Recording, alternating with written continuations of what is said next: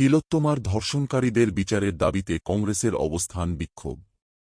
গত ৯ আগস্ট কলকাতার আর.জি. কর হাসপাতালের এক মহিলা চিকিৎসককে খুন ও ধর্ষণের অভিযুক্তদের সিবিআই ১ মাস অতিক্রান্ত হলেও তাদের বিরুদ্ধে আইনানুগ ব্যবস্থা গ্রহণ করতে পারেনি। তাই সোমবার সকালে আদালত চত্বরে গান্ধী মূর্তির পাদদেশে জাতীয় কংগ্রেসের পক্ষ থেকে বিক্ষোভ কর্মসূচি পালন করা হয়। জাতীয় কংগ্রেসের রাজ্য কমিটির সদস্য প্রসেনজিৎ পুইতুন্ডি জানান, কলকাতার আর.জি. কর হাসপাতালের চিকিৎসককে খুন ও ধর্ষণ করা হলেও ৩০ দিন অতিক্রান্ত হয়ে গেলেও তার বিচার হল না। অন্যদিকে সুপ্রিম কোর্ট পুনরায় তিলোত্তমার খুন ও ধর্ষণ মামলা আবারও পিছিয়ে গেল। তাদের দাবি, অবিলম্বে দোষীদের চিহ্নিত করে দৃষ্টান্তমূলক শাস্তি দিতে হবে। অবস্থান পশ্চিমবঙ্গের প্রায় সকলেরই জানা আছে যে দুই পক্ষকাল আগে, অর্থাৎ ৩০ দিন আগে, কলকাতার আর.জি. কর হাসপাতালের ভেতরে একজন ডাক্তারের উপর পৈশাচিক আক্রমণ করে তাকে ধর্ষণ করে নিহত করা হয়েছিল, খুন করা হয়েছিল। তাই আমরা বিচার চাইছি। আজকে পশ্চিমবঙ্গ সরকারের যে পুলিশ, সেই পুলিশ সেদিন উপস্থিত ছিল ওখানে। তারপরে সেখানে বিভিন্ন শৌচাগার ওই হাসপাতাল কর্তৃপক্ষের সাথে সাজেস্ট করে ভেঙে ফেলা হয়েছিল প্রমাণগুলো লোপাট করার জন্য।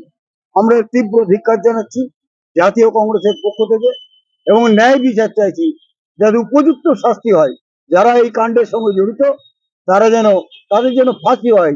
We want justice, we want justice, we want justice. Arnab Ashok Roy, ex councillor, Paschimbanga জেলার সহসভাপতি। দেখুন, এখন সারা দেশ এবং সবচেয়ে বেশি পশ্চিমবঙ্গ একটাই বিষয়, সাধারণ মানুষের প্রশ্ন, আর.জি. কর কাণ্ডে প্রকৃত দোষীরা কবে গ্রেপ্তার হবে আর তাদের সাজা হবে। আমরা তাদের প্রকৃত দোষী যারা, তাদের গ্রেপ্তারি চাইছি যত জলদি সম্ভব, এবং তাদেরকে যত জলদি সম্ভব সর্বোচ্চ পানিশমেন্ট অর্থাৎ ফাঁসির দাবি করছি। কারণ যেভাবে একের পর এক দেখতে পাচ্ছি, গত ৯ তারিখ রাত্রের পর থেকে পশ্চিমবঙ্গের রাজ্য সরকার, বর্তমানে আমাদের মুখ্যমন্ত্রী, যিনি পুলিশ মন্ত্রী, স্বাস্থ্যমন্ত্রী, সবকিছুই, তিনি রাস্তায় নেমে জাস্টিসের জন্য দাবি করছেন। এটা হাস্যকর, দুর্ভাগ্য, কি বলবো। যার জাস্টিস দেওয়ার কথা, পুলিশ মন্ত্রী যিনি নিজে স্বাস্থ্যমন্ত্রী, একটা হসপিটালে একজন ডাক্তারের এইভাবে হত্যা হয়ে গেল, তার ধর্ষণ হয়ে গেল, উনি জাস্টিস চাইছেন। আবার সুপ্রিম কোর্ট রায় দিয়েছে, সুপ্রিম কোর্ট অর্ডার দিয়েছেন যে সিবিআই এর তদন্ত করুন। এখন দেখা যাচ্ছে সিবিআই কে তদন্ত করতে বলা হয়েছে যে তুমি খুনি ধরো, ধর্ষকদের ধরো। সিবিআই ধরছে দুর্নীতি কে করেছে। এখন আবার ইডি আসছে। গত ৫ তারিখে সুপ্রিম কোর্টে শুনানি ছিল, চিফ জাস্টিসের অসুস্থ ছিলেন।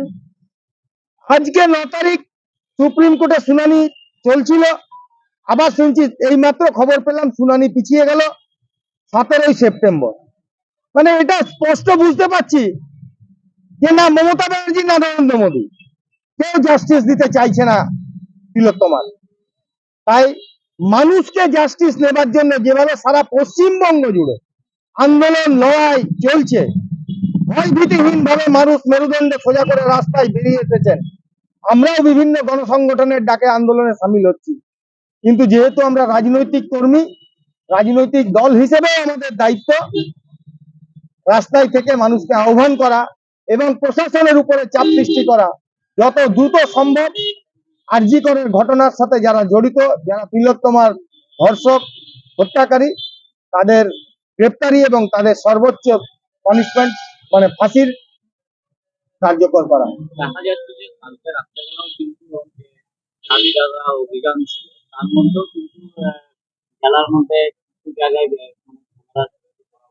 এটা তো তৃণমূল ভয় পাচ্ছে মানুষকে।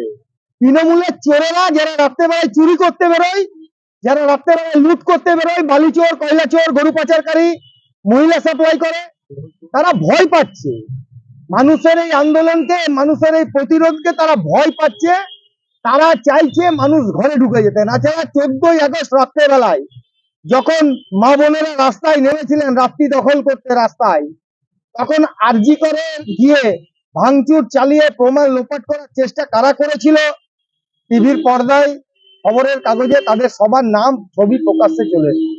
তৃণমূলের লোকেরা তারাই আবার মিছিল করতে নামছে মমতা ব্যানার্জির নির্দেশে, জাস্টিস ফর আরজি কর।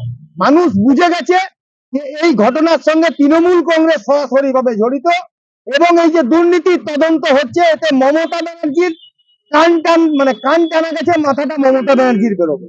তাই মমতা ব্যানার্জি সিবিআই কে ম্যানেজ করতে চাইছে, সুপ্রিম কোর্টের একের পর এক ডেট পিছাচ্ছে নরেন্দ্র মোদীকে দিয়ে। মোদী মমতা যে একসাথে সেটিং করে এটা খেলতে চাইছে, জাস্টিস দিতে চাইছে না, কারণ প্রমাণ আমরা দেখতে পাচ্ছি।